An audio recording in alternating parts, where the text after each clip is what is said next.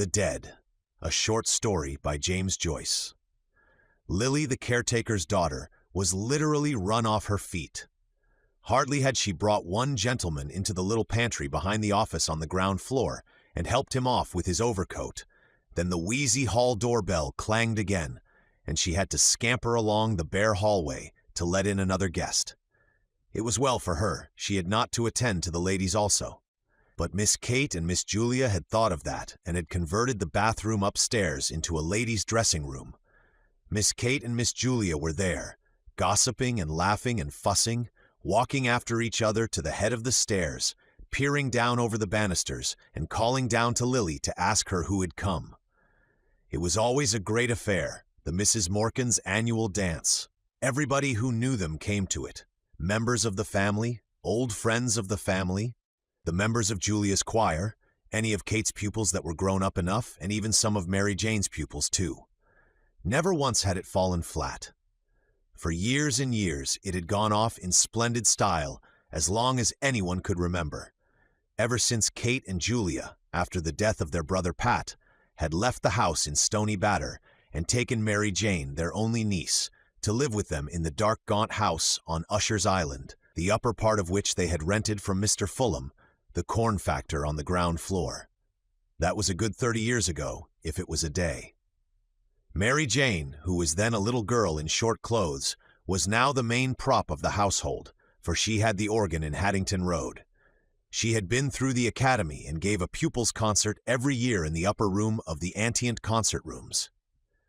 Many of her pupils belonged to the better-class families on the Kingstown and Dalkey line. Old as they were, her aunts also did their share.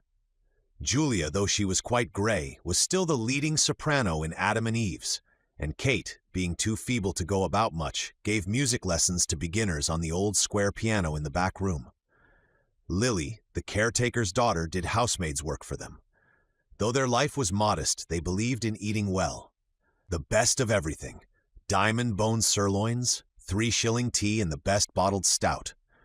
But Lily seldom made a mistake in the orders, so that she got on well with her 3 mistresses. They were fussy, that was all. But the only thing they would not stand was back answers. Of course, they had good reason to be fussy on such a night.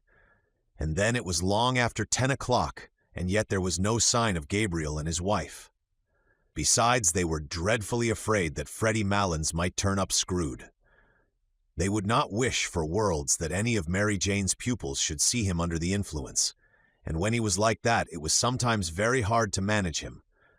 Freddie Malins always came late, but they wondered what could be keeping Gabriel, and that was what brought them every 2 minutes to the banisters to ask Lily had Gabriel or Freddie come. "Oh, Mr. Conroy?" said Lily to Gabriel when she opened the door for him. "Miss Kate and Miss Julia thought you were never coming. Good night, Mrs. Conroy." "I'll engage they did," said Gabriel, "but they forget that my wife here takes 3 mortal hours to dress herself." He stood on the mat, scraping the snow from his goloshes, while Lily led his wife to the foot of the stairs and called out, "Miss Kate, here's Mrs. Conroy." Kate and Julia came toddling down the dark stairs at once. Both of them kissed Gabriel's wife, said she must be perished alive, and asked was Gabriel with her. "Here I am, as right as the mail, Aunt Kate. Go on up, I'll follow," called out Gabriel from the dark. He continued scraping his feet vigorously while the 3 women went upstairs, laughing, to the ladies' dressing room.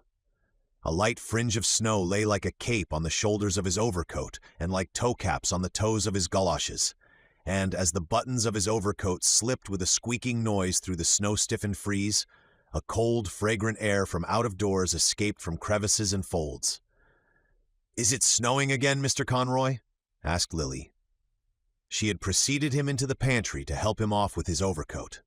Gabriel smiled at the 3 syllables she had given his surname and glanced at her. She was a slim, growing girl, pale in complexion and with hay-colored hair. The gas in the pantry made her look still paler. Gabriel had known her when she was a child and used to sit on the lowest step nursing a rag doll. "Yes, Lily," he answered, "and I think we're in for a night of it."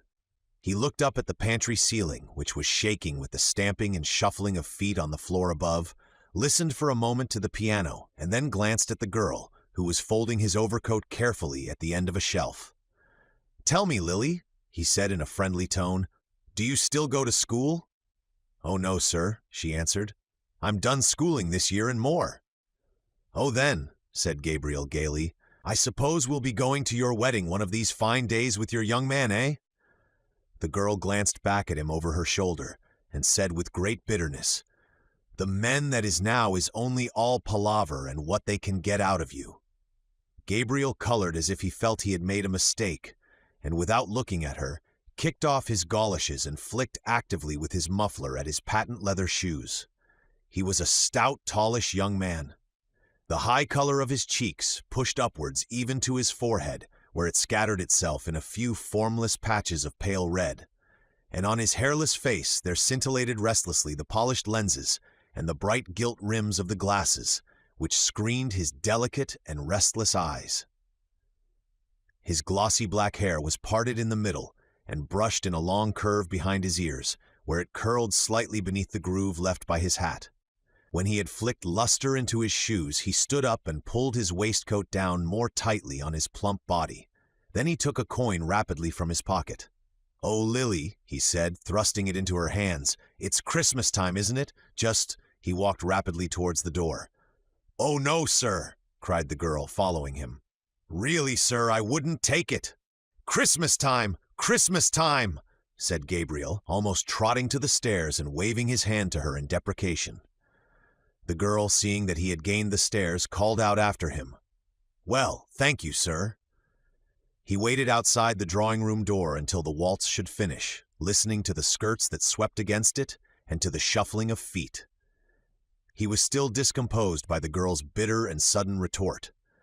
It had cast a gloom over him, which he tried to dispel by arranging his cuffs and the bows of his tie. He then took from his waistcoat pocket a little paper and glanced at the headings he had made for his speech. He was undecided about the lines from Robert Browning, for he feared they would be above the heads of his hearers. Some quotation that they would recognize from Shakespeare or from the melodies would be better. The indelicate clacking of the men's heels and the shuffling of their soles reminded him that their grade of culture differed from his. He would only make himself ridiculous by quoting poetry to them which they could not understand. They would think that he was airing his superior education. He would fail with them just as he had failed with the girl in the pantry. He had taken up a wrong tone. His whole speech was a mistake from first to last, an utter failure. Just then his aunts and his wife came out of the ladies' dressing room. His aunts were two small, plainly dressed old women. Aunt Julia was an inch or so the taller. Her hair, drawn low over the tops of her ears, was gray, and gray also, with darker shadows, was her large, flaccid face. Though she was stout in build and stood erect, her slow eyes and parted lips gave her the appearance of a woman who did not know where she was or where she was going. Aunt Kate was more vivacious. Her face, healthier than her sister's, was all puckers and creases, like a shriveled red apple, and her hair, braided in the same old-fashioned way, had not lost its ripe nut color. They both kissed Gabriel frankly. He was their favorite nephew, the son of their dead elder sister, Ellen, who had married T.J. Conroy of the Port and Docks. "Greta tells me you're not going to take a cab back to Monkstown tonight, Gabriel," said Aunt Kate. "No," said Gabriel, turning to his wife. "We had quite enough of that last year, hadn't we? Don't you remember, Aunt Kate, what a cold Greta got out of it? Cab windows rattling all the way, and the east wind blowing in after we passed Marion. Very jolly it was. Greta caught a dreadful cold." Aunt Kate frowned severely and nodded her head at every word. "Quite right, Gabriel, quite right," she said. "You can't be too careful." "But as for Greta there," said Gabriel, "she'd walk home in the snow if she were let." Mrs. Conroy laughed. "Don't mind him, Aunt Kate," she said. "He's really an awful bother, what with green shades for Tom's eyes at night and making him do the dumbbells and forcing Eva to eat the stirabout, the poor child, and she simply hates the sight of it. Oh, but you'll never guess what he makes me wear now." She broke out into a peal of laughter and glanced at her husband, whose admiring and happy eyes had been wandering from her dress to her face and hair. The two aunts laughed heartily too, for Gabriel's solicitude was a standing joke with them. "Goloshes," said Mrs. Conroy. "That's the latest. Whenever it's wet underfoot, I must put on my galoshes. Tonight even he wanted me to put them on, but I wouldn't. The next thing he'll buy me will be a diving suit." Gabriel laughed nervously and patted his tie reassuringly while Aunt Kate nearly doubled herself. So heartily did she enjoy the joke. The smile soon faded from Aunt Julia's face and her mirthless eyes were directed towards her nephew's face. After a pause, she asked, "And what are galoshes, Gabriel?" "Galoshes, Julia!" exclaimed her sister.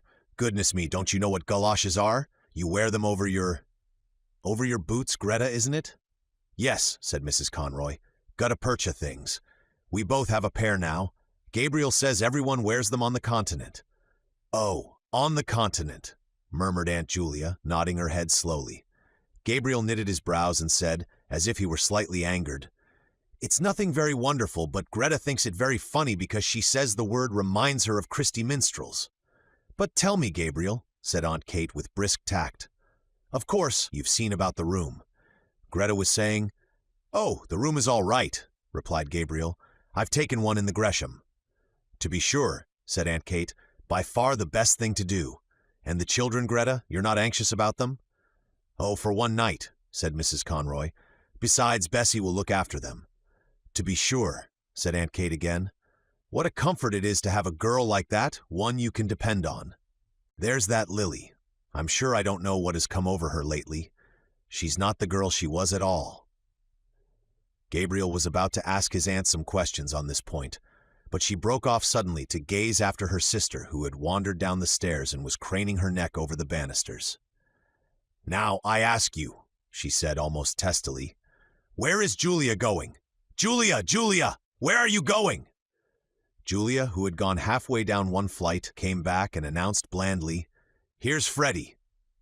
At the same moment, a clapping of hands and a final flourish of the pianist told that the waltz had ended. The drawing-room door was opened from within and some couples came out. Aunt Kate drew Gabriel aside hurriedly and whispered into his ear, "Slip down, Gabriel, like a good fellow, and see if he's all right. And don't let him up if he's screwed. I'm sure he's screwed. I'm sure he is." Gabriel went to the stairs and listened over the banisters. He could hear two persons talking in the pantry. Then he recognized Freddie Mallon's laugh. He went down the stairs noisily. "It's such a relief," said Aunt Kate to Mrs. Conroy, "that Gabriel is here. I always feel easier in my mind when he's here. Julia, there's Miss Daly, and Miss Power will take some refreshment. Thanks for your beautiful waltz, Miss Daly. It made lovely time." A tall, wizen-faced man, with a stiff, grizzled mustache and swarthy skin, who was passing out with his partner, said, "And may we have some refreshment too, Miss Morkan?" "Julia," said Aunt Kate summarily, "and here's Mr. Brown and Miss Furlong. Take them in, Julia, with Miss Daly and Miss Power." "I'm the man for the ladies," said Mr. Brown, pursing his lips until his moustache bristled and smiling in all his wrinkles. "You know, Miss Morkan, the reason they are so fond of me is—" He did not finish his sentence, but seeing that Aunt Kate was out of earshot, at once led the three young ladies into the back room. The middle of the room was occupied by two square tables placed end to end, and on these Aunt Julia and the caretaker were straightening and smoothing a large cloth. On the sideboard were arrayed dishes and plates, and glasses and bundles of knives and forks and spoons. The top of the closed square piano served also as a sideboard for viands and sweets. At a smaller sideboard in one corner, two young men were standing, drinking hop bitters. Mr. Brown led his charges thither and invited them all, in jest, to some ladies' punch, hot, strong, and sweet. As they said they never took anything strong, he opened 3 bottles of lemonade for them. Then he asked one of the young men to move aside, and taking hold of the decanter, filled out for himself a goodly measure of whiskey. The young men eyed him respectfully while he took a trial sip. "God help me," he said, smiling. "It's the doctor's orders." His wizened face broke into a broader smile, and the 3 young ladies laughed in musical echo to his pleasantry, swaying their bodies to and fro with nervous jerks of their shoulders. The boldest said, "Oh, now, Mr. Brown, I'm sure the doctor never ordered anything of the kind." Mr. Brown took another sip of his whiskey and said with sidling mimicry, "Well, you see, I'm like the famous Mrs. Cassidy, who is reported to have said, 'Now, Mary Grimes, if I don't take it, make me take it, for I feel I want it.' His hot face had leaned forward a little too confidentially, and he had assumed a very low Dublin accent, so that the young ladies, with one instinct, received his speech in silence. Miss Furlong, who was one of Mary Jane's pupils, asked Miss Daly what was the name of the pretty waltz she had played, and Mr. Brown, seeing that he was ignored, turned promptly to the two young men who were more appreciative. A red-faced young woman, dressed in pansy, came into the room, excitedly clapping her hands and crying, "Quadrilles! Quadrilles!" Close on her heels came Aunt Kate, crying, "Two gentlemen and three ladies, Mary Jane." "Oh, here's Mr. Bergen and Mr. Kerrigan," said Mary Jane. "Mr. Kerrigan, will you take Miss Power? Miss Furlong, may I get you a partner, Mr. Bergen? Oh, that'll just do now." "Three ladies, Mary Jane," said Aunt Kate. The two young gentlemen asked the ladies if they might have the pleasure, and Mary Jane turned to Miss Daly. "Oh, Miss Daly, you're really awfully good after playing for the last two dances, but really we're so short of ladies tonight." "I don't mind in the least, Miss Morkan. But I've a nice partner for you, Mr. Bartell Darcy, the tenor. I'll get him to sing later on. All Dublin is raving about him." Lovely voice," said Aunt Kate. As the piano had twice begun the prelude to the first figure, Mary Jane led her recruits quickly from the room. They had hardly gone when Aunt Julia wandered slowly into the room, looking behind her at something. "What is the matter, Julia?" asked Aunt Kate anxiously. "Who is it?" Julia, who was carrying in a column of table napkins, turned to her sister and said, simply, as if the question had surprised her, "It's only Freddie, Kate, and Gabriel with him." In fact, right behind her, Gabriel could be seen piloting Freddie Malins across the landing. The latter, a young man of about 40, was of Gabriel's size and build, with very round shoulders. His face was fleshy and pallid, touched with color only at the thick hanging lobes of his ears and at the wide wings of his nose. He had coarse features, a blunt nose, a convex and receding brow, tumid and protruded lips. His heavy-lidded eyes and the disorder of his scanty hair made him look sleepy. He was laughing heartily in a high key at a story which he had been telling Gabriel on the stairs, and at the same time rubbing the knuckles of his left fist backwards and forwards into his left eye. "Good evening, Freddie," said Aunt Julia. Freddie Malins bade the Misses Morkan good evening, in what seemed an offhand fashion by reason of the habitual catch in his voice, and then, seeing that Mr. Brown was grinning at him from the sideboard, crossed the room on rather shaky legs and began to repeat in an undertone the story he had just told to Gabriel. "He's not so bad, is he?" said Aunt Kate to Gabriel. Gabriel's brows were dark, but he raised them quickly and answered, "Oh no, hardly noticeable." "Now, isn't he a terrible fellow?" she said. "And his poor mother made him take the pledge on New Year's Eve. But come on, Gabriel, into the drawing room." Before leaving the room with Gabriel, she signaled to Mr. Brown by frowning and shaking her forefinger in warning to and fro. Mr. Brown nodded in answer, and when she had gone, said to Freddie Malins, "Now then, Teddy, I'm going to fill you out a good glass of lemonade just to buck you up." Freddie Malins, who was nearing the climax of his story, waved the offer aside impatiently, but Mr. Brown, having first called Freddie Malins' attention to a disarray in his dress, filled out and handed him a full glass of lemonade. Freddie Malins' left hand accepted the glass mechanically, his right hand being engaged in the mechanical readjustment of his dress. Mr. Brown, whose face was once more wrinkling with mirth, poured out for himself a glass of whiskey, while Freddie Malins exploded, before he had well reached the climax of his story, in a kink of high-pitched bronchitic laughter, and setting down his untasted and overflowing glass, began to rub the knuckles of his left fist backwards and forwards into his left eye, repeating words of his last phrase as well as his fit of laughter would allow him. Gabriel could not listen while Mary Jane was playing her Academy piece, full of runs and difficult passages, to the hushed drawing room. He liked music, but the piece she was playing had no melody for him, and he doubted whether it had any melody for the other listeners, though they had begged Mary Jane to play something. 4 young men, who had come from the refreshment room to stand in the doorway at the sound of the piano, had gone away quietly in couples after a few minutes. The only persons who seemed to follow the music were Mary Jane herself, her hands racing along the keyboard or lifted from it at the pauses like those of a priestess in momentary imprecation, and Aunt Kate standing at her elbow to turn the page. Gabriel's eyes, irritated by the floor, which glittered with beeswax under the heavy chandelier, wandered to the wall above the piano.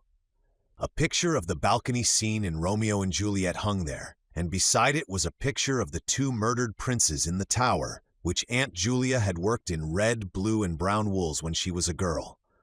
Probably in the school they had gone to as girls, that kind of work had been taught for 1 year. His mother had worked for him as a birthday present, a waistcoat of purple tabinet, with little foxes' heads upon it, lined with brown satin and having round mulberry buttons. It was strange that his mother had had no musical talent, though Aunt Kate used to call her the brains carrier of the Morkan family. Both she and Julia had always seemed a little proud of their serious and matronly sister. Her photograph stood before the pier glass. She held an open book on her knees and was pointing out something in it to Constantine, who, dressed in a man-o'-war suit, lay at her feet. It was she who had chosen the name of her sons, for she was very sensible of the dignity of family life. Thanks to her, Constantine was now senior curate in Balbriggan, and thanks to her, Gabriel himself had taken his degree in the Royal University. A shadow passed over his face as he remembered her sullen opposition to his marriage. Some slighting phrases she had used still rankled in his memory. She had once spoken of Greta as being country cute, and that was not true of Greta at all. It was Greta who had nursed her during all her last long illness in their house at Monkstown. He knew that Mary Jane must be near the end of her piece, for she was playing again the opening melody with runs of scales after every bar, and while he waited for the end, the resentment died down in his heart. The piece ended with a trill of octaves in the treble and a final deep octave in the bass. Great applause greeted Mary Jane as, blushing and rolling up her music nervously, she escaped from the room. The most vigorous clapping came from the 4 young men in the doorway, who had gone away to the refreshment room at the beginning of the piece, but had come back when the piano had stopped. Lancers were arranged. Gabriel found himself partnered with Miss Ivers. She was a frank-mannered, talkative young lady with a freckled face and prominent brown eyes. She did not wear a low-cut bodice, and the large brooch which was fixed in the front of her collar bore on it an Irish device and motto. When they had taken their places, she said abruptly, "I have a crow to pluck with you." "With me?" said Gabriel. She nodded her head gravely. "What is it?" asked Gabriel, smiling at her solemn manner. "Who is GC?" answered Miss Ivers, turning her eyes upon him. Gabriel colored and was about to knit his brows as if he did not understand, when she said bluntly, "Oh, innocent Amy, I have found out that you write for the Daily Express. Now, aren't you ashamed of yourself?" "Why should I be ashamed of myself?" asked Gabriel, blinking his eyes and trying to smile. "Well, I'm ashamed of you," said Miss Ivers frankly. "To say you'd write for a paper like that, I didn't think you were a West Briton." A look of perplexity appeared on Gabriel's face. It was true that he wrote a literary column every Wednesday in the Daily Express, for which he was paid 15 shillings. But that did not make him a West Briton, surely. The books he received for review were almost more welcome than the paltry check. He loved to feel the covers and turn over the pages of newly printed books. Nearly every day when his teaching in the college was ended, he used to wander down the quays to the second-hand booksellers, to Hickey's on Bachelor's Walk, to Webb's or Massey's on Aston's Quay, or to O'Clahissy's in the by-street. He did not know how to meet her charge. He wanted to say that literature was above politics. But they were friends of many years, standing, and their careers had been parallel, first at the university and then as teachers. He could not risk a grandiose phrase with her. He continued blinking his eyes and trying to smile, and murmured lamely that he saw nothing political in writing reviews of books. When their turn to cross had come, he was still perplexed and inattentive. Miss Ivers promptly took his hand in a warm grasp and said in a soft, friendly tone, "Of course, I was only joking. Come, we cross now." When they were together again, she spoke of the university question, and Gabriel felt more at ease. A friend of hers had shown her his review of Browning's poems. That was how she had found out the secret. But she liked the review immensely. Then she said suddenly, "Oh, Mr. Conroy, will you come for an excursion to the Aran Isles this summer? We're going to stay there a whole month. It will be splendid out in the Atlantic. You ought to come. Mr. Clancy is coming, and Mr. Kilkelly and Kathleen Kearney. It would be splendid for Greta, too, if she'd come. She's from Connaught, isn't she?" "Her people are," said Gabriel shortly. "But you will come, won't you?" said Miss Ivers, laying her warm hand eagerly on his arm. "The fact is," said Gabriel, "I have just arranged to go." "Go where?" asked Miss Ivers. "Well, you know, every year I go for a cycling tour with some fellows and so." "But where?" asked Miss Ivers. "Well, we usually go to France or Belgium or perhaps Germany," said Gabriel awkwardly. "And why do you go to France and Belgium," said Miss Ivers, "instead of visiting your own land?"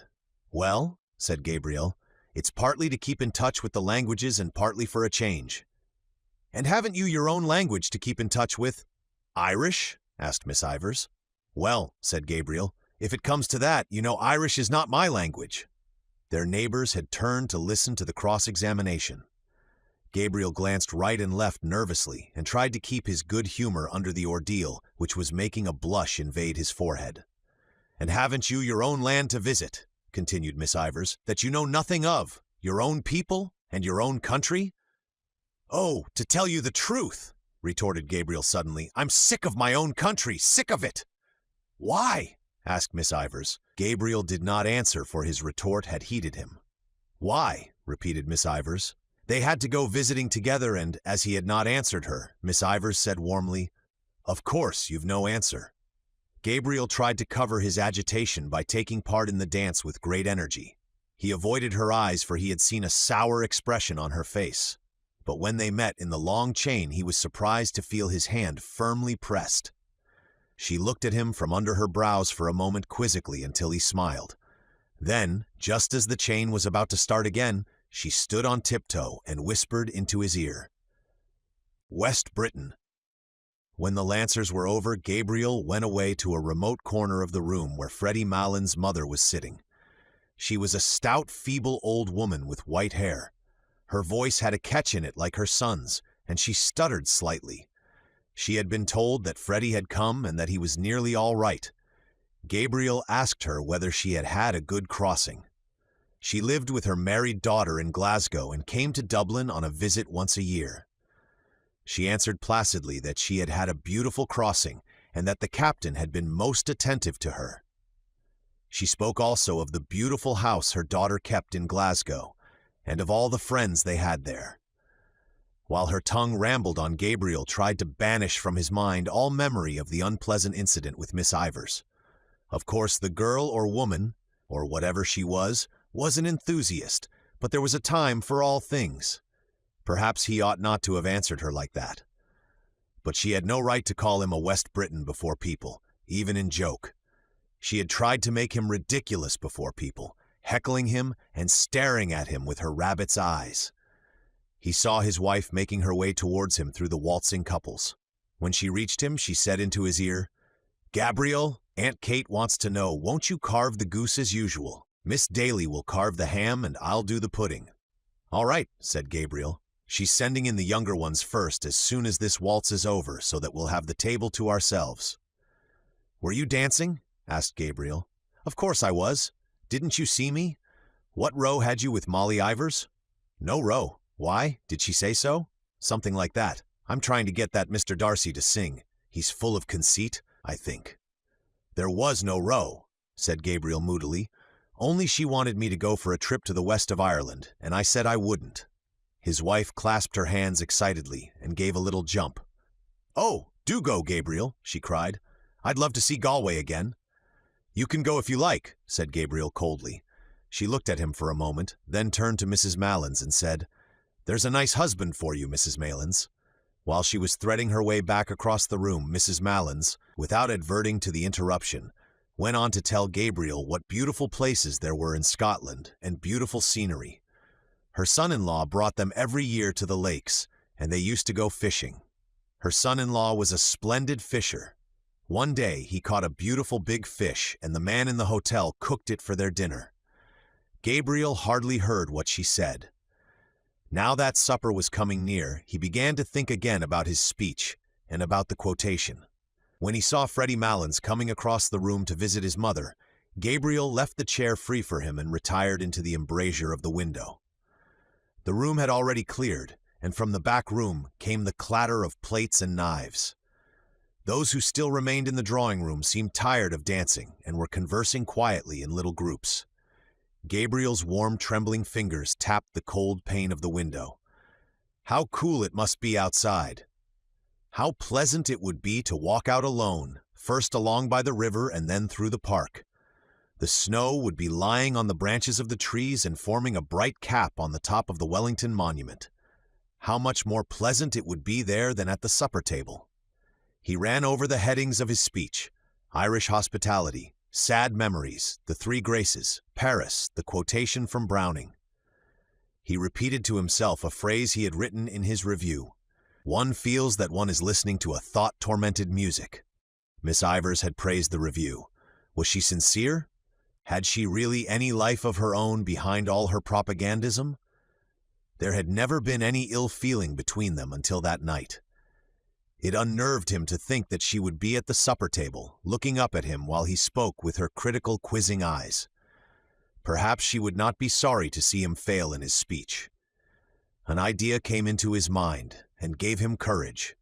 He would say, alluding to Aunt Kate and Aunt Julia, "Ladies and gentlemen, the generation which is now on the wane among us may have had its faults, but for my part, I think it had certain qualities of hospitality, of humor, of humanity, which the new and very serious and hyper-educated generation that is growing up around us seems to me to lack." Very good. That was one for Miss Ivers. What did he care that his aunts were only two ignorant old women? A murmur in the room attracted his attention. Mr. Brown was advancing from the door, gallantly escorting Aunt Julia, who leaned upon his arm, smiling and hanging her head. An irregular musketry of applause escorted her also as far as the piano, and then as Mary Jane seated herself on the stool, and Aunt Julia, no longer smiling, half turned so as to pitch her voice fairly into the room, gradually ceased. Gabriel recognized the prelude. It was that of an old song of Aunt Julia's, arrayed for the bridal. Her voice, strong and clear in tone, attacked with great spirit the runs which embellish the air. And though she sang very rapidly, she did not miss even the smallest of the grace notes. To follow the voice without looking at the singer's face was to feel and share the excitement of swift and secure flight. Gabriel applauded loudly with all the others at the close of the song, and loud applause was borne in from the invisible supper table. It sounded so genuine that a little color struggled into Aunt Julia's face as she bent to replace in the music stand the old leather-bound songbook that had her initials on the cover. Freddie Malins, who had listened with his head perched sideways to hear her better, was still applauding when everyone else had ceased and talking animatedly to his mother, who nodded her head gravely and slowly in acquiescence. At last, when he could clap no more, he stood up suddenly and hurried across the room to Aunt Julia, whose hand he seized and held in both his hands, shaking it when words failed him or the catch in his voice proved too much for him. "I was just telling my mother," he said. "I never heard you sing so well. Never. No, I never heard your voice so good as it is tonight. Now, would you believe that now? That's the truth. Upon my word and honor, that's the truth. I never heard your voice sound so fresh and so clear and fresh. Never." Aunt Julia smiled broadly and murmured something about compliments as she released her hand from his grasp. Mr. Brown extended his open hand towards her and said to those who were near him in the manner of a showman introducing a prodigy to an audience, "Miss Julia Morkan, my latest discovery." He was laughing very heartily at this himself when Freddie Malins turned to him and said, "Well, Brown, if you're serious, you might make a worse discovery. All I can say is I never heard her sing half so well as long as I am coming here, and that's the honest truth." "Neither did I," said Mr. Brown. "I think her voice has greatly improved." Aunt Julia shrugged her shoulders and said with meek pride, 30 years ago I hadn't a bad voice as voices go." "I often told Julia," said Aunt Kate emphatically, "that she was simply thrown away in that choir, but she never would be said by me." She turned as if to appeal to the good sense of the others against a refractory child, while Aunt Julia gazed in front of her, a vague smile of reminiscence playing on her face. "No," continued Aunt Kate, "she wouldn't be said or led by anyone, slaving there in that choir night and day, 6 o'clock on Christmas morning, and all for what?" "Well, isn't it for the honor of God, Aunt Kate?" asked Mary Jane, twisting round on the piano stool and smiling. Aunt Kate turned fiercely on her niece and said, "I know all about the honor of God, Mary Jane, but I think it's not at all honorable for the Pope to turn out the women out of the choirs that have slaved there all their lives and put little whippersnappers of boys over their heads. I suppose it is for the good of the church if the Pope does it. But it's not just, Mary Jane, and it's not right." She had worked herself into a passion and would have continued in defense of her sister, for it was a sore subject with her. But Mary Jane, seeing that all the dancers had come back, intervened pacifically. "Now, Aunt Kate, you're giving scandal to Mr. Brown, who is of the other persuasion."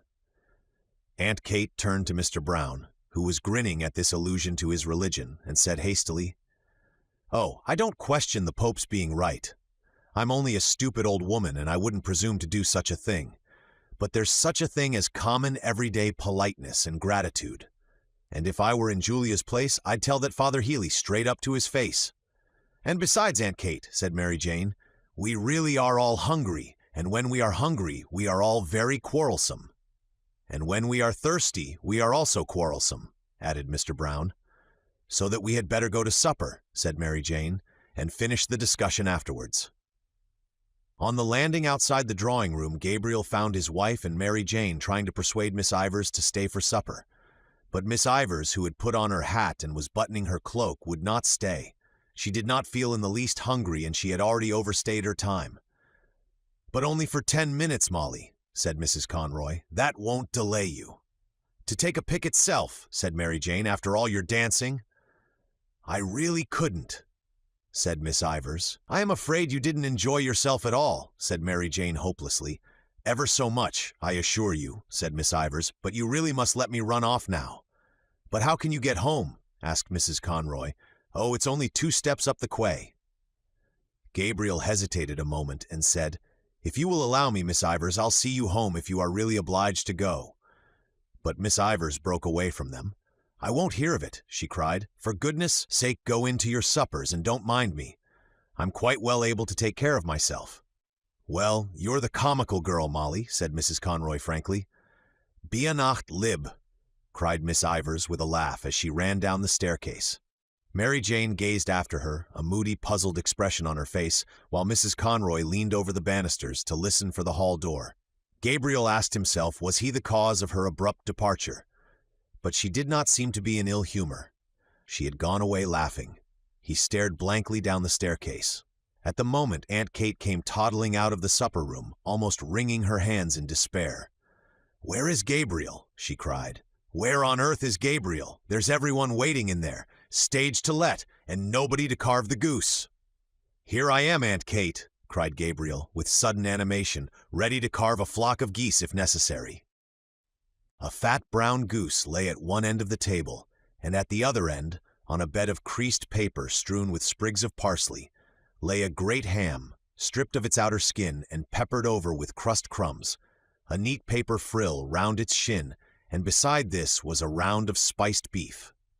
Between these rival ends ran parallel lines of side dishes, 2 little minsters of jelly, red and yellow, a shallow dish full of blocks of blancmange and red jam, a large green leaf-shaped dish with a stalk-shaped handle, on which lay bunches of purple raisins and peeled almonds, a companion dish on which lay a solid rectangle of Smyrna figs, a dish of custard topped with grated nutmeg, a small bowl full of chocolates and sweets wrapped in gold and silver papers, and a glass vase in which stood some tall celery stalks. In the center of the table there stood, as sentries to a fruit stand, which upheld a pyramid of oranges and American apples, 2 squat, old-fashioned decanters of cut glass, one containing port and the other dark sherry. On the closed square piano a pudding in a huge yellow dish lay in waiting, and behind it were 3 squads of bottles of stout and ale and minerals, drawn up according to the colors of their uniforms, the first 2 black, with brown and red labels, the third and smallest squad white, with transverse green sashes. Gabriel took his seat boldly at the head of the table, and having looked to the edge of the carver, plunged his fork firmly into the goose. He felt quite at ease now, for he was an expert carver, and liked nothing better than to find himself at the head of a well-laden table. "Miss Furlong, what shall I send you?" he asked. "A wing or a slice of the breast?" "Just a small slice of the breast." "Miss Higgins, what for you?" "Oh, anything at all, Mr. Conroy." While Gabriel and Miss Daly exchanged plates of goose and plates of ham and spiced beef, Lily went from guest to guest with a dish of hot, floury potatoes wrapped in a white napkin. This was Mary Jane's idea, and she had also suggested applesauce for the goose. But Aunt Kate had said that plain roast goose without any applesauce had always been good enough for her, and she hoped she might never eat worse. Mary Jane waited on her pupils and saw that they got the best slices, and Aunt Kate and Aunt Julia opened and carried across from the piano bottles of stout and ale for the gentlemen and bottles of minerals for the ladies. There was a great deal of confusion and laughter and noise, the noise of orders and counter-orders, of knives and forks, of corks and glass stoppers. Gabriel began to carve second helpings as soon as he had finished the first round without serving himself. Everyone protested loudly, so that he compromised by taking a long draught of stout, for he had found the carving hot work. Mary Jane settled down quietly to her supper, but Aunt Kate and Aunt Julia were still toddling round the table, walking on each other's heels, getting in each other's way, and giving each other unheeded orders. Mr. Brown begged of them to sit down and eat their suppers, and so did Gabriel, but they said they were time enough, so that at last Freddie Malins stood up and, capturing Aunt Kate, plumped her down on her chair amid general laughter.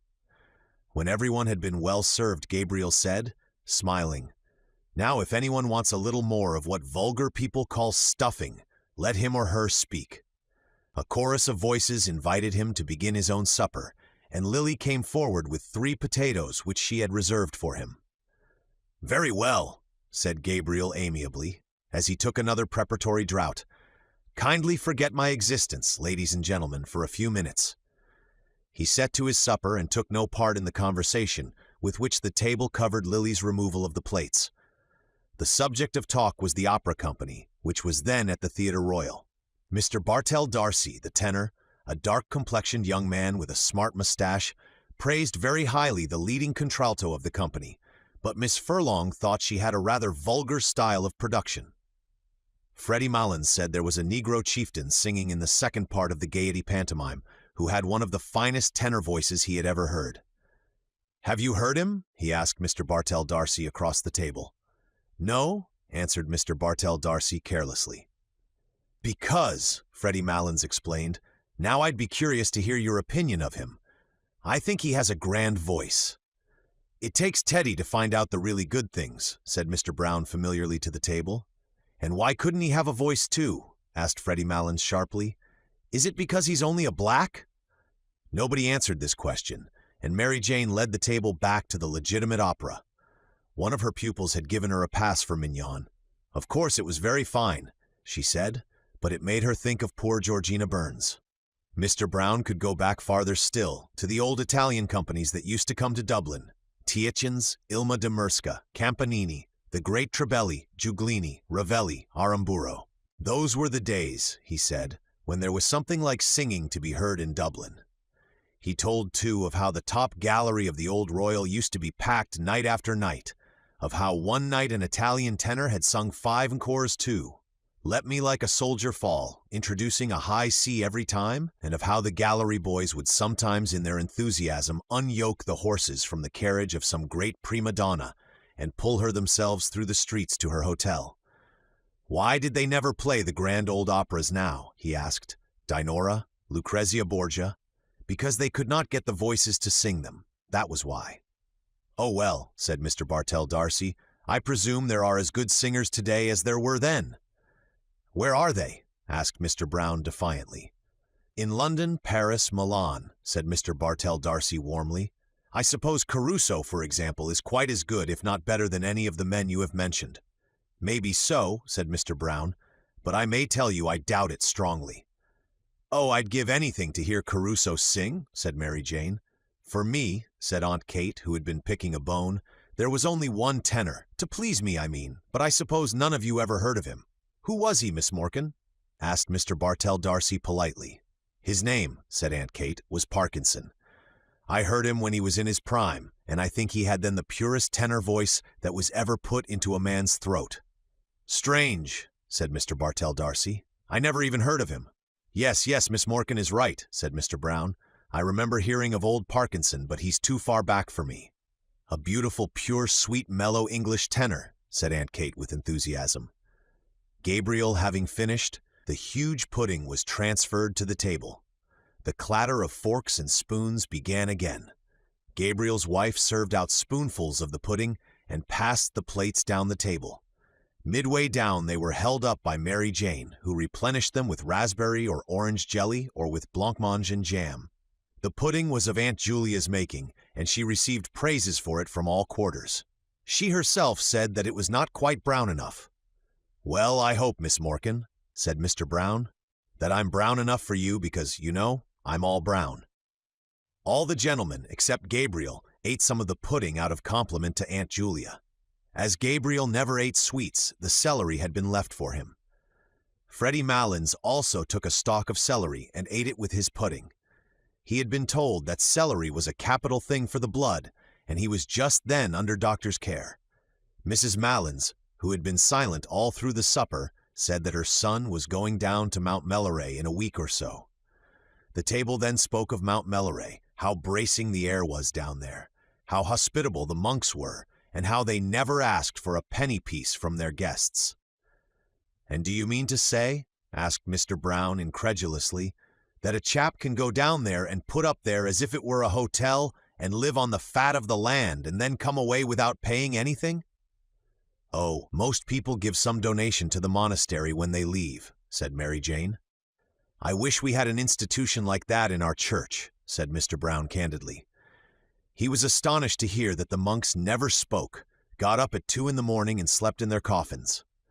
He asked what they did it for. "That's the rule of the order," said Aunt Kate firmly. "Yes, but why?" asked Mr. Brown. Aunt Kate repeated that it was the rule, that was all. Mr. Brown still seemed not to understand. Freddie Malins explained to him, as best he could, that the monks were trying to make up for the sins committed by all the sinners in the outside world. The explanation was not very clear, for Mr. Brown grinned and said, "I like that idea very much, but wouldn't a comfortable spring bed do them as well as a coffin?" "The coffin," said Mary Jane, "is to remind them of their last end." As the subject had grown lugubrious, it was buried in a silence of the table, during which Mrs. Mullins could be heard saying to her neighbor in an indistinct undertone, "They are very good men, the monks, very pious men." The raisins and almonds and figs and apples and oranges and chocolates and sweets were now passed about the table, and Aunt Julia invited all the guests to have either port or sherry. At first Mr. Bartell D'Arcy refused to take either, but one of his neighbors nudged him and whispered something to him, upon which he allowed his glass to be filled. Gradually, as the last glasses were being filled, the conversation ceased. A pause followed, broken only by the noise of the wine and by unsettlings of chairs. The Misses Morkan, all three, looked down at the tablecloth. Someone coughed once or twice, and then a few gentlemen patted the table gently as a signal for silence. The silence came, and Gabriel pushed back his chair. The patting at once grew louder in encouragement and then ceased altogether. Gabriel leaned his 10 trembling fingers on the tablecloth and smiled nervously at the company. Meeting a row of upturned faces, he raised his eyes to the chandelier. The piano was playing a waltz tune, and he could hear the skirts sweeping against the drawing-room door. People, perhaps, were standing in the snow on the quay outside, gazing up at the lighted windows and listening to the waltz music. The air was pure there. In the distance lay the park, where the trees were weighted with snow. The Wellington Monument wore a gleaming cap of snow that flashed westward over the white field of 15 acres. He began. "Ladies and gentlemen, it has fallen to my lot this evening, as in years past, to perform a very pleasing task, but a task for which I am afraid my poor powers as a speaker are all too inadequate." "No," said Mr. Brown. "But however that may be, I can only ask you tonight to take the will for the deed and to lend me your attention for a few moments while I endeavor to express to you in words what my feelings are on this occasion. Ladies and gentlemen, it is not the first time that we have gathered together under this hospitable roof, around this hospitable board. It is not the first time that we have been the recipients, or perhaps I had better say the victims, of the hospitality of certain good ladies. He made a circle in the air with his arm and paused. Everyone laughed or smiled at Aunt Kate and Aunt Julia and Mary Jane, who all turned crimson with pleasure. Gabriel went on more boldly. I feel more strongly with every recurring year that our country has no tradition which does it so much honor and which it should guard so jealously as that of its hospitality. It is a tradition that is unique as far as my experience goes, and I have visited not a few places abroad, among the modern nations. Some would say, perhaps, that with us it is rather a failing than anything to be boasted of. But granted even that, it is, to my mind, a princely failing, and one that I trust will long be cultivated among us. Of one thing, at least, I am sure. As long as this one roof shelters the good ladies aforesaid, and I wish from my heart it may do so for many and many a long year to come, the tradition of genuine, warm-hearted, courteous Irish hospitality which our forefathers have handed down to us and which we in turn must hand down to our descendants is still alive among us. A hearty murmur of assent ran round the table. It shot through Gabriel's mind that Miss Ivors was not there, and that she had gone away discourteously, and he said with confidence in himself, "Ladies and gentlemen, a new generation is growing up in our midst, a generation actuated by new ideas and new principles. It is serious and enthusiastic for these new ideas, and its enthusiasm, even when it is misdirected, is, I believe, in the main sincere. But we are living in a skeptical, and if I may use the phrase, a thought-tormented age, and sometimes I fear that this new generation, educated or hyper-educated as it is, will lack those qualities of humanity, of hospitality, of kindly humor which belong to an older day. Listening tonight to the names of all those great singers of the past, it seemed to me, I must confess, that we were living in a less spacious age. Those days might, without exaggeration, be called spacious days. And if they are gone beyond recall, let us hope, at least, that in gatherings such as this, we shall still speak of them with pride and affection, still cherish in our hearts the memory of those dead and gone great ones, whose fame the world will not willingly let die." "Hear, hear," said Mr. Brown loudly. "But yet," continued Gabriel, his voice falling into a softer inflection, "there are always in gatherings such as this sadder thoughts that will recur to our minds, thoughts of the past, of youth, of changes, of absent faces that we miss here tonight. Our path through life is strewn with many such sad memories, and were we to brood upon them always, we could not find the heart to go on bravely with our work among the living. We have all of us living duties and living affections which claim and rightly claim our strenuous endeavors. Therefore, I will not linger on the past. I will not let any gloomy moralizing intrude upon us here tonight. Here we are gathered together for a brief moment from the bustle and rush of our everyday routine. We are met here as friends, in the spirit of good fellowship, as colleagues, also to a certain extent, in the true spirit of camaraderie, and as the guests of, what shall I call them, the three graces of the Dublin musical world." The table burst into applause and laughter at this allusion. Aunt Julia vainly asked each of her neighbors in turn to tell her what Gabriel had said. "He says we are the three graces, Aunt Julia," said Mary Jane. Aunt Julia did not understand, but she looked up, smiling at Gabriel, who continued in the same vein, "Ladies and gentlemen, I will not attempt to play tonight the part that Paris played on another occasion. I will not attempt to choose between them. The task would be an invidious one, and one beyond my poor powers. For when I view them in turn, whether it be our chief hostess herself, whose good heart, whose too good heart, has become a byword with all who know her, or her sister, who seems to be gifted with perennial youth and whose singing must have been a surprise and a revelation to us all tonight, or last but not least, when I consider our youngest hostess, talented, cheerful, hard-working, and the best of nieces, I confess, ladies and gentlemen, that I do not know to which of them I should award the prize." Gabriel glanced down at his aunts, and seeing the large smile on Aunt Julia's face, and the tears which had risen to Aunt Kate's eyes hastened to his close. He raised his glass of port gallantly, while every member of the company fingered a glass expectantly, and said loudly, "Let us toast them all three together. Let us drink to their health, wealth, long life, happiness, and prosperity. And may they long continue to hold the proud and self-won position which they hold in their profession, and the position of honor and affection which they hold in our hearts." All the guests stood up, glass in hand, and turning towards the three seated ladies, sang in unison, with Mr. Brown as leader. "For they are jolly gay fellows, for they are jolly gay fellows, for they are jolly gay fellows which nobody can deny." Aunt Kate was making frank use of her handkerchief, and even Aunt Julia seemed moved. Freddie Malins beat time with his pudding fork, and the singers turned towards one another, as if in melodious conference, while they sang with emphasis, "Unless he tells a lie, unless he tells a lie." Then, turning once more towards their hostesses, they sang, "For they are jolly gay fellows, for they are jolly gay fellows, for they are jolly gay fellows, which nobody can deny." The acclamation which followed was taken up beyond the door of the supper-room by many of the other guests, and renewed time after time, Freddie Malins acting as officer with his fork on high. The piercing morning air came into the hall where they were standing, so that Aunt Kate said, "Close the door, somebody. Mrs. Malins will get her death of cold." "Brown is out there, Aunt Kate," said Mary Jane. "Brown is everywhere," said Aunt Kate, lowering her voice. Mary Jane laughed at her tone. "Really," she said archly, "he is very attentive." "He has been laid on here like the gas," said Aunt Kate in the same tone, all during the Christmas. She laughed herself this time good-humoredly, and then added quickly, "But tell him to come in, Mary Jane, and close the door. I hope to goodness he didn't hear me." At that moment the hall door was opened, and Mr. Brown came in from the doorstep, laughing as if his heart would break. He was dressed in a long green overcoat with mock astrakhan cuffs and collar, and wore on his head an oval fur cap.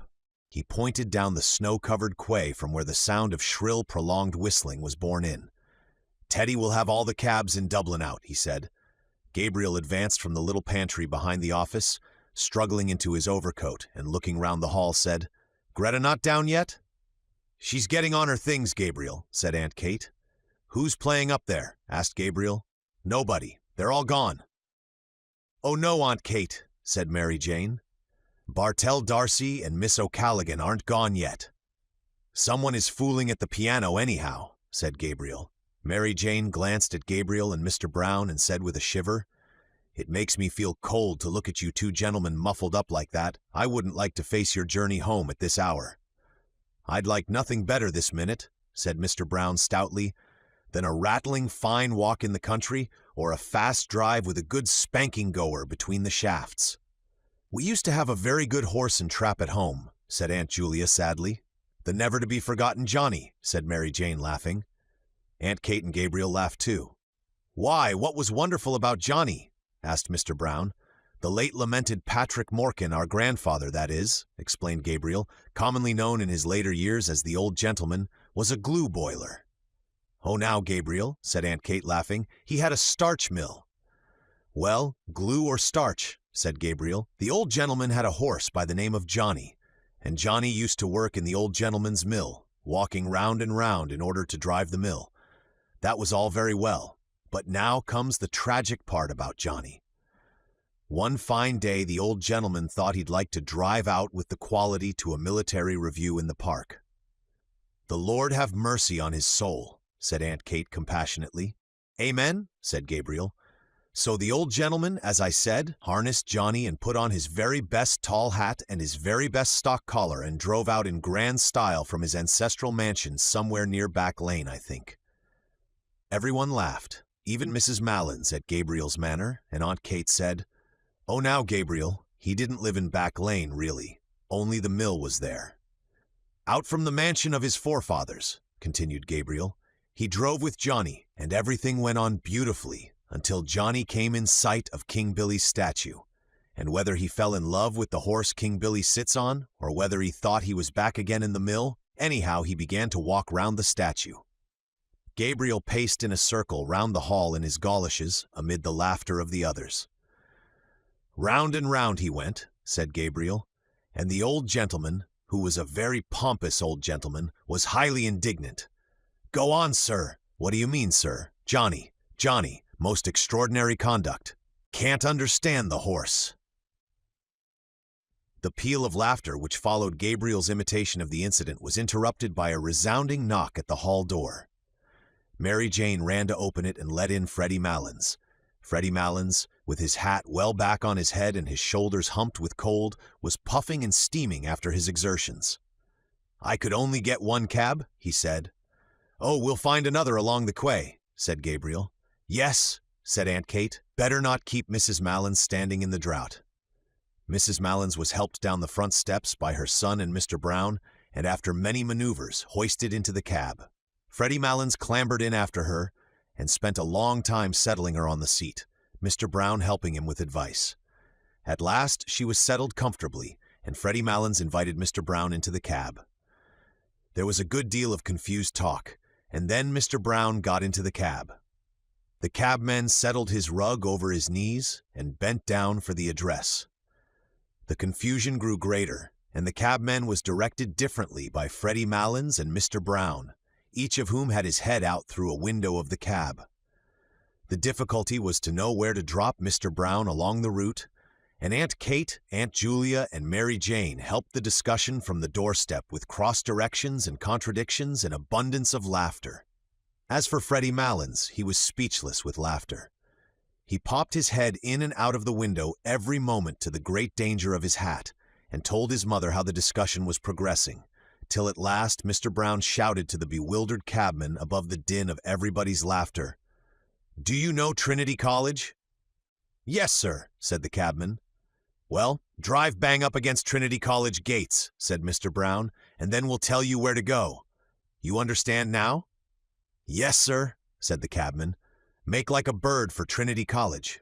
"Right, sir," said the cabman.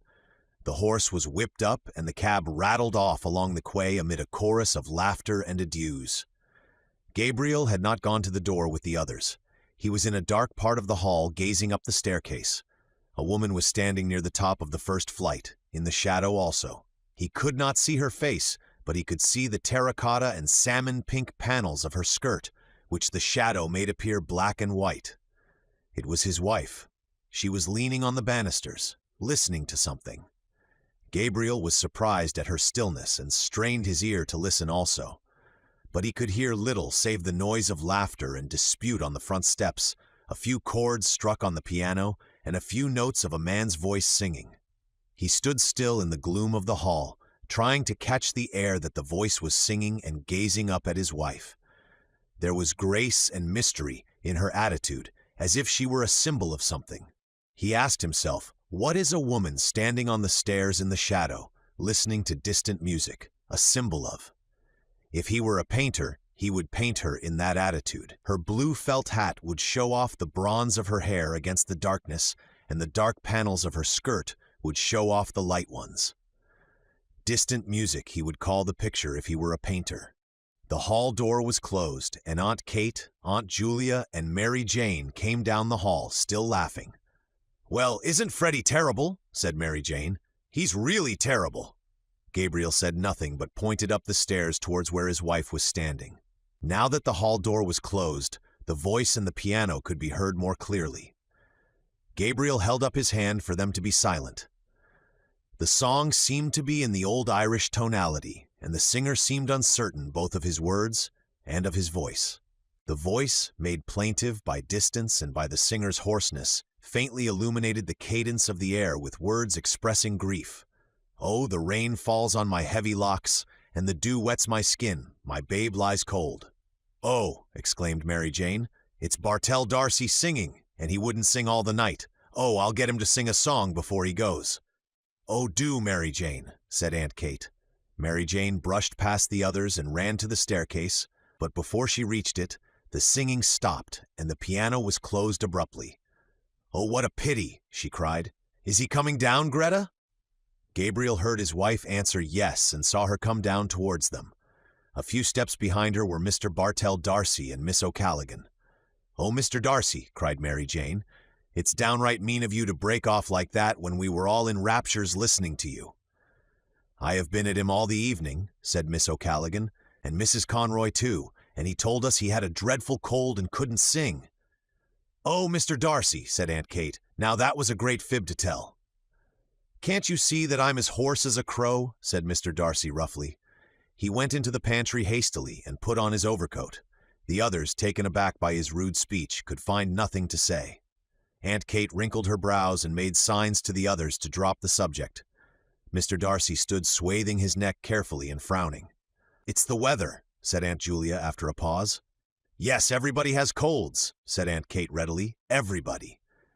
"They say," said Mary Jane, "we haven't had snow like it for 30 years, and I read this morning in the newspapers that the snow is general all over Ireland." "I love the look of snow," said Aunt Julia sadly. "So do I," said Miss O'Callaghan. "I think Christmas is never really Christmas unless we have the snow on the ground."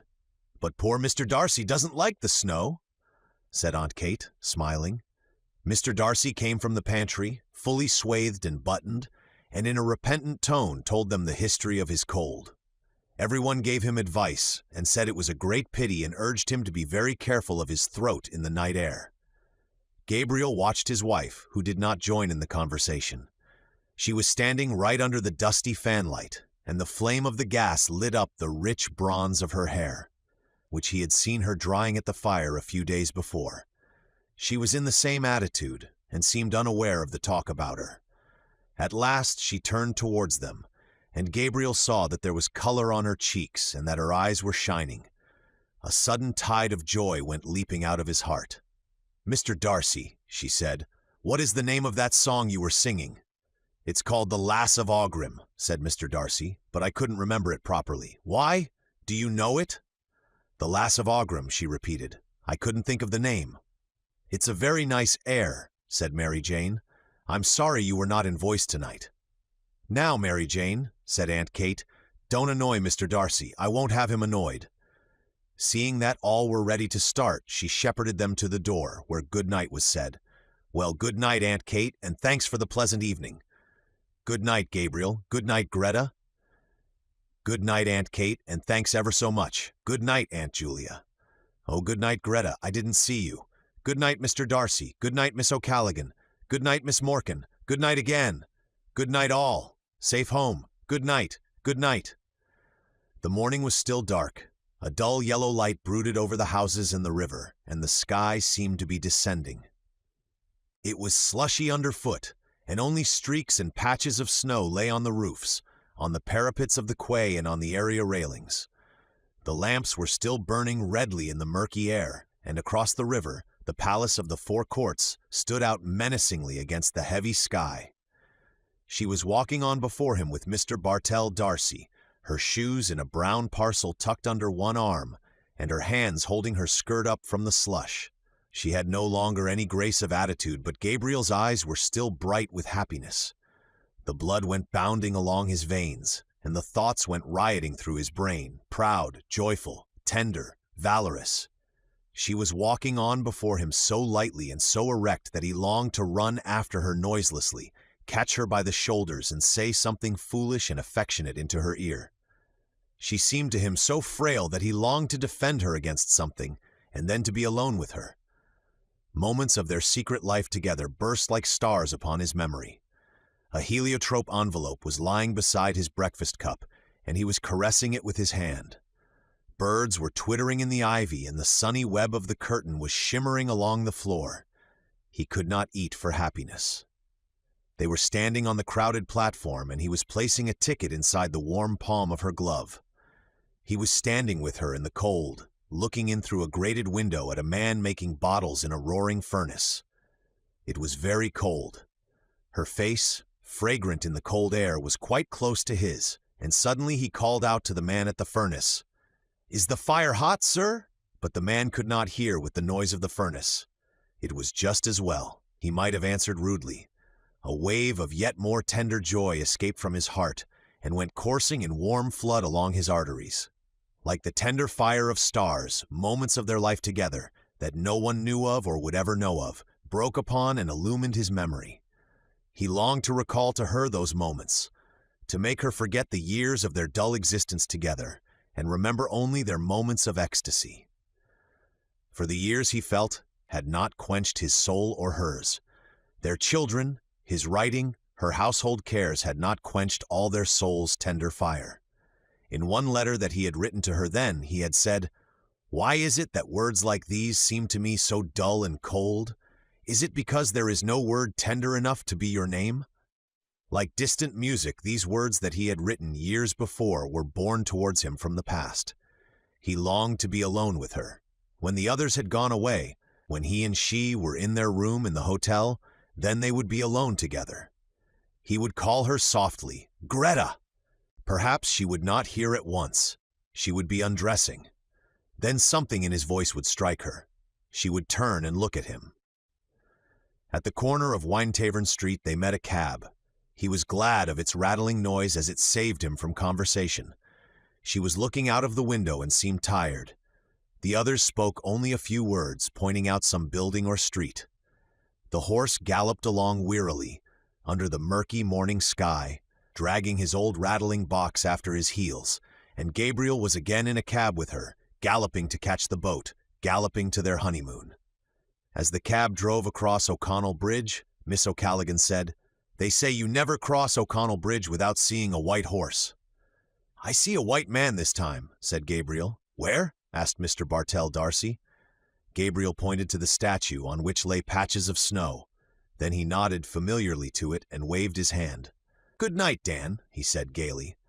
When the cab drew up before the hotel, Gabriel jumped out and, in spite of Mr. Bartell D'Arcy's protest, paid the driver.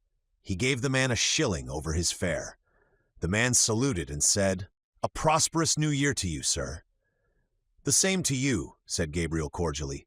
She leaned for a moment on his arm in getting out of the cab, and while standing at the curbstone, bidding the others good night. She leaned lightly on his arm, as lightly as when she had danced with him a few hours before. He had felt proud and happy then, happy that she was his, proud of her grace and wifely carriage. But now, after the kindling again of so many memories, the first touch of her body, musical and strange and perfumed, sent through him a keen pang of lust. Under cover of her silence, he pressed her arm closely to his side, and as they stood at the hotel door, he felt that they had escaped from their lives and duties, escaped from home and friends, and run away together with wild and radiant hearts to a new adventure. An old man was dozing in a great hooded chair in the hall. He lit a candle in the office and went before them to the stairs. They followed him in silence, their feet falling in soft thuds on the thickly carpeted stairs.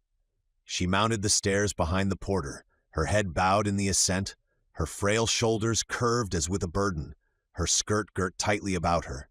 He could have flung his arms about her hips and held her still, for his arms were trembling with desire to seize her, and only the stress of his nails against the palms of his hands held the wild impulse of his body in check. The porter halted on the stairs to settle his guttering candle. They halted too on the steps below him. In the silence, Gabriel could hear the falling of the molten wax into the tray and the thumping of his own heart against his ribs. The porter led them along a corridor and opened a door. Then he set his unstable candle down on a toilet table and asked at what hour they were to be called in the morning. 8, said Gabriel. The porter pointed to the tap of the electric light and began a muttered apology, but Gabriel cut him short. "We don't want any light. We have light enough from the street. And I say," he added, pointing to the candle, "you might remove that handsome article, like a good man." The porter took up his candle again, but slowly, for he was surprised by such a novel idea. Then he mumbled good night and went out. Gabriel shot the lock to. A ghostly light from the street lamp lay in a long shaft from one window to the door. Gabriel threw his overcoat and hat on a couch and crossed the room towards the window. He looked down into the street in order that his emotion might calm a little. Then he turned and leaned against a chest of drawers with his back to the light. She had taken off her hat and cloak and was standing before a large swinging mirror, unhooking her waist. Gabriel paused for a few moments watching her and then said, "Greta!" She turned away from the mirror slowly and walked along the shaft of light towards him. Her face looked so serious and weary that the words would not pass Gabriel's lips. No, it was not the moment yet. "You look tired," he said. "I am a little," she answered. "You don't feel ill or weak?" "No, tired, that's all." She went on to the window and stood there, looking out. Gabriel waited again, and then, fearing that diffidence was about to conquer him, he said abruptly, "By the way, Greta." "What is it?" "You know that poor fellow Malins," he said quickly. "Yes, what about him?" "Well, poor fellow, he's a decent sort of chap after all," continued Gabriel in a false voice. "He gave me back that sovereign I lent him, and I didn't expect it, really. It's a pity he wouldn't keep away from that Brown, because he's not a bad fellow, really." He was trembling now with annoyance. Why did she seem so abstracted? He did not know how he could begin. Was she annoyed, too, about something? If she would only turn to him or come to him of her own accord. To take her as she was would be brutal. No, he must see some ardor in her eyes first. He longed to be master of her strange mood. "When did you lend him the £1?" she asked, after a pause. Gabriel strove to restrain himself from breaking out into brutal language about the sottish Malins and his £1. He longed to cry to her from his soul, to crush her body against his, to overmaster her. But he said, "Oh, at Christmas, when he opened that little Christmas card shop in Henry Street."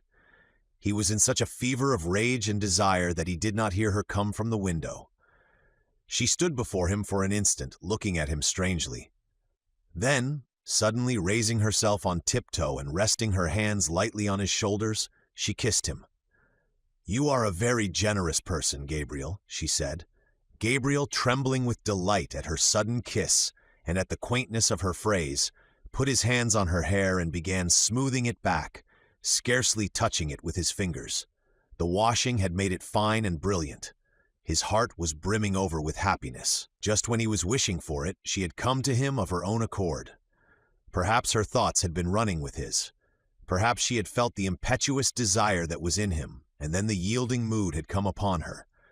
Now that she had fallen to him so easily, he wondered why he had been so diffident. He stood, holding her head between his hands. Then, slipping one arm swiftly about her body and drawing her towards him, he said softly, "Greta, dear, what are you thinking about?" She did not answer nor yield wholly to his arm. He said again softly, "Tell me what it is, Greta. I think I know what is the matter. Do I know?" She did not answer at once. Then she said in an outburst of tears, "Oh, I am thinking about that song, The Lass of Aughrim." She broke loose from him and ran to the bed and, throwing her arms across the bed rail, hid her face. Gabriel stood stock still for a moment in astonishment and then followed her. As he passed in the way of the cheval-glass, he caught sight of himself in full length, his broad, well-filled shirt front, the face whose expression always puzzled him when he saw it in a mirror, and his glimmering, gilt-rimmed eyeglasses. He halted a few paces from her and said, "What about the song? Why does that make you cry?" She raised her head from her arms and dried her eyes with the back of her hand like a child. A kinder note than he had intended went into his voice. "Why, Greta," he asked, "I am thinking about a person long ago who used to sing that song." "And who was the person long ago?" asked Gabriel, smiling. "It was a person I used to know in Galway when I was living with my grandmother," she said. The smile passed away from Gabriel's face.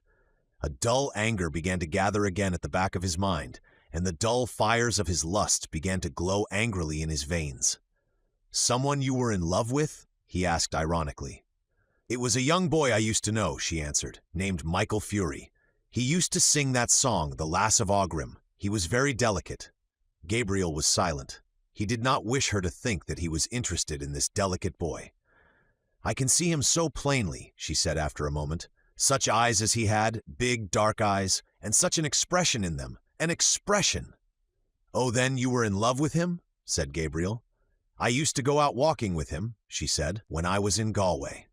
A thought flew across Gabriel's mind. "Perhaps that was why you wanted to go to Galway with that Ivers girl," he said coldly. She looked at him and asked in surprise, "What for?" Her eyes made Gabriel feel awkward. He shrugged his shoulders and said, "How do I know? To see him, perhaps." She looked away from him along the shaft of light towards the window in silence. "He is dead," she said at length. "He died when he was only 17. Isn't it a terrible thing to die so young as that?" "What was he?" asked Gabriel, still ironically. He was in the gasworks, she said.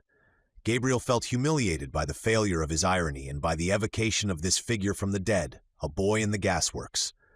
While he had been full of memories of their secret life together, full of tenderness and joy and desire, she had been comparing him in her mind with another. A shameful consciousness of his own person assailed him. He saw himself as a ludicrous figure, acting as a pennyboy for his aunts, a nervous, well-meaning sentimentalist, orating to vulgarians and idealizing his own clownish lusts, the pitiable, fatuous fellow he had caught a glimpse of in the mirror. Instinctively, he turned his back more to the light, lest she might see the shame that burned upon his forehead. He tried to keep up his tone of cold interrogation, but his voice when he spoke was humble and indifferent. "I suppose you were in love with this Michael Fury, Greta," he said. "I was great with him at that time," she said. Her voice was veiled and sad. Gabriel, feeling now how vain it would be to try to lead her whither he had purposed, caressed one of her hands and said also sadly, "And what did he die of so young, Greta? Consumption, was it?" "I think he died for me," she answered. A vague terror seized Gabriel at this answer, as if, at that hour when he had hoped to triumph, some impalpable and vindictive being was coming against him, gathering forces against him in its vague world. But he shook himself free of it with an effort of reason and continued to caress her hand. He did not question her again, for he felt that she would tell him of herself. Her hand was warm and moist. It did not respond to his touch, but he continued to caress it, just as he had caressed her first letter to him that spring morning. "It was in the winter," she said, "about the beginning of the winter when I was going to leave my grandmother's and come up here to the convent. And he was ill at the time in his lodgings in Galway and wouldn't be let out, and his people in Oughterard were written to. He was in decline, they said, or something like that. I never knew rightly." She paused for a moment and sighed. "Poor fellow," she said. "He was very fond of me, and he was such a gentle boy. We used to go out together, walking, Gabriel, like the way they do in the country. He was going to study singing only for his health. He had a very good voice. Poor Michael Fury." "Well, and then?" asked Gabriel. "And then when it came to the time for me to leave Galway and come up to the convent, he was much worse, and I wouldn't be let see him. So I wrote him a letter, saying I was going up to Dublin and would be back in the summer, and hoping he would be better then." She paused for a moment to get her voice under control, and then went on. "Then the night before I left, I was in my grandmother's house in Nuns Island, packing up, and I heard gravel thrown up against the window. The window was so wet I couldn't see, so I ran downstairs as I was and slipped out the back into the garden, and there was the poor fellow at the end of the garden, shivering." "And did you not tell him to go back?" asked Gabriel. "I implored of him to go home at once and told him he would get his death in the rain. But he said he did not want to live. I can see his eyes as well. He was standing at the end of the wall where there was a tree." "And did he go home?" asked Gabriel. "Yes, he went home, and when I was only a week in the convent he died, and he was buried in Oughterard where his people came from. Oh, the day I heard that he was dead!" She stopped, choking with sobs, and overcome by emotion flung herself face downward on the bed, sobbing in the quilt. Gabriel held her hand for a moment longer, irresolutely, and then, shy of intruding on her grief, let it fall gently and walked quietly to the window. She was fast asleep. Gabriel, leaning on his elbow, looked for a few moments unresentfully on her tangled hair and half-open mouth, listening to her deep-drawn breath. So she had had that romance in her life. A man had died for her sake. It hardly pained him now to think how poor a part he, her husband, had played in her life. He watched her while she slept as though he and she had never lived together as man and wife. His curious eyes rested long upon her face and on her hair, and, as he thought of what she must have been then, in that time of her first girlish beauty, a strange, friendly pity for her entered his soul. He did not like to say even to himself that her face was no longer beautiful, but he knew that it was no longer the face for which Michael Fury had braved death. Perhaps she had not told him all the story. His eyes moved to the chair over which she had thrown some of her clothes. A petticoat string dangled to the floor. One boot stood upright, its limp upper fallen down, The fellow of it lay upon its side. He wondered at his riot of emotions of an hour before. From what had it proceeded? From his aunt's supper, from his own foolish speech, from the wine and dancing, the merrymaking when saying good night in the hall, the pleasure of the walk along the river in the snow. Poor Aunt Julia, she too would soon be a shade with the shade of Patrick Morkan and his horse. He had caught that haggard look upon her face for a moment when she was singing Arrayed for the Bridal. Soon, perhaps, he would be sitting in that same drawing-room, dressed in black, his silk hat on his knees. The blinds would be drawn down and Aunt Kate would be sitting beside him, crying and blowing her nose and telling him how Julia had died. He would cast about in his mind for some words that might console her, and would find only lame and useless ones. Yes, yes, that would happen very soon. The air of the room chilled his shoulders. He stretched himself cautiously along under the sheets and lay down beside his wife. One by one, they were all becoming shades. Better pass boldly into that other world, in the full glory of some passion, than fade and wither dismally with age. He thought of how she who lay beside him had locked in her heart for so many years that image of her lover's eyes when he had told her that he did not wish to live. Generous tears filled Gabriel's eyes. He had never felt like that himself towards any woman, but he knew that such a feeling must be love. The tears gathered more thickly in his eyes, and in the partial darkness he imagined he saw the form of a young man standing under a dripping tree. Other forms were near. His soul had approached that region where dwell the vast hosts of the dead. He was conscious of, but could not apprehend their wayward and flickering existence. His own identity was fading out into a gray, impalpable world. The solid world itself, which these dead had one time reared and lived in, was dissolving and dwindling.